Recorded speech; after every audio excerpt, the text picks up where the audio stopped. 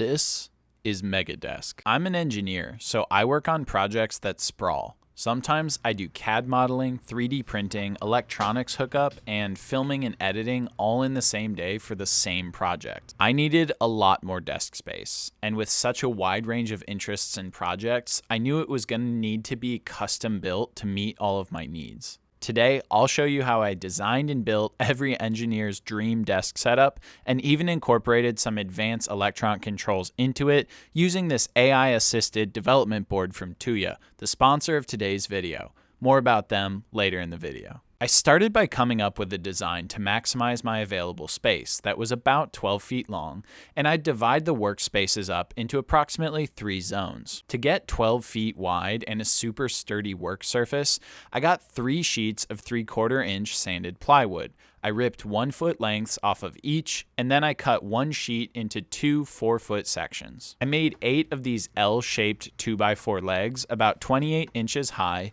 and added these threaded insert feet so I could make sure the entire thing was really level. Then I made the main surface of the desk an 8-foot by 3-foot sheet with a 4-foot by 3-foot sheet butted up against it. Then I laid my other 8-foot sheet on the opposite side and fixed the 2 layers together with glue and wood screws to make sure the seam between sheets was in different places for the 2 layers. The last 4-foot by 3-foot sheet goes into the remaining spot on the second layer, but I'm going to be using this for my standing desk zone, so I don't glue that one down or fix it in any way just yet. Now these are some pretty big long spans between legs, so I needed to add lateral bracing to the legs in both the X and Y directions to make sure this entire desk is super sturdy. Then I added a 2-foot high elevated platform over the left third of the desk. The primary purpose of this was to give me a permanent and sturdy home for my 3D printer that was out of the way but still super accessible. I used the 1-foot by 8-foot lengths that I ripped off of those plywood sheets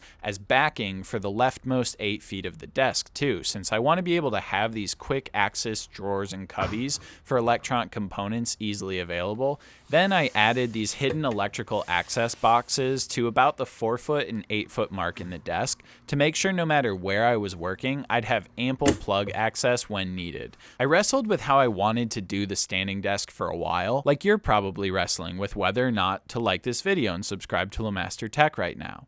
But now is the perfect time to stop wrestling and just do it. Sometimes I know I'm just going to want to stand and use my computer, but sometimes I'll want to use it for walking on my treadmill, and sometimes I'm actually going to want to raise it as high as that 3D printer platform and just have a clean, uninterrupted workspace underneath. I decided to go with linear actuators. They're pretty affordable, super strong, and they only take 12 volts DC to control. The only real problem with this was I had such a long desired stroke length that my actuators were guaranteed to stick out above my desk surface when fully retracted, so I needed to design these simple overhangs to mount my desk surface too. The other super important thing to keep in mind with linear actuators is they only provide you with support in one dimension, hence the linear part of their name. They're not able to resist shearing forces or bending moments, so I needed to modify the design with 2 features to account for this. I added a hidden shelf so that I could mount a bracket that would slide along a linear guide rail when the desk was moving up and down. This would resist the tipping forces. Now, controlling 2 linear actuators together is actually frighteningly easy at its core. Because they only need about 12 volts DC, you can actually make sure they work as intended with a variety of common RC car batteries, such as these, which output nearly 10 volts. Initially, I ran the whole desk off of one of these batteries and a 3-position rocker switch. Linear actuators only have 2 wires coming off them, and they reverse direction by you reversing the polarity of power that you feed to those 2 wires. So with this simple setup, I can test up, down, and off. I did do a whole video fairly recently on linear actuator control if you need more details on this part. But with the basic functionality and structure proven out, I wanted something more elegant to control my standing desk than the rocker switches I had been using. And I for sure didn't want to be standing around holding a switch down for 2 minutes.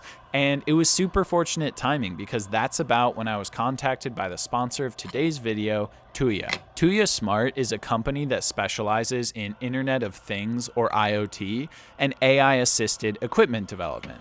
Their Tuya T5 AI development board is a Wi-Fi enabled microcontroller with a built-in touchscreen, a speaker, and a microphone. It's an all-in-one board. It runs on an embedded RTOS or real-time operating system and supports over-the-air updates. It has enough GPIO to control motors and LEDs and whatever else you need.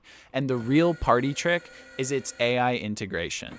Tuya has a cloud stack that lets you run a voice-activated chatbot directly on the device and control the GPIO and physical connected devices to it. Hey Tuya, command the desk all the way down. Hey Tuya, turn on the lights. Hey Tuya, all done.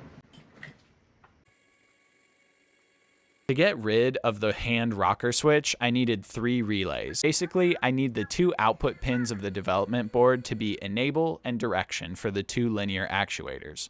Direction reverses polarity on the 2 relays that are connected to the actuator wires, and enabled controls the flow of power into those relays. The other output that I needed for my application was a pin to send serial commands to a strip of NeoPixel LED lights that I added to the hidden shelf and embedded in a nice metal channel with acrylic sheet to diffuse it. So all in all, this board acting as the brain for my desk has made it feel a little more fun and sciencey and engineering-y out here. So thank you to Tuya for sponsoring the video. You can find a link to their products and services in the description below this video, along with some getting started guides and other Tuya links. This desk build was actually a ton of fun to physically build, and I got to use the electrical, mechanical, and software skills that I love building projects with every day. So to actually build the surface on which those projects will be getting developed from now on is also super cool. Sometimes the environment we make stuff in can have a direct impact on the quality of what we make.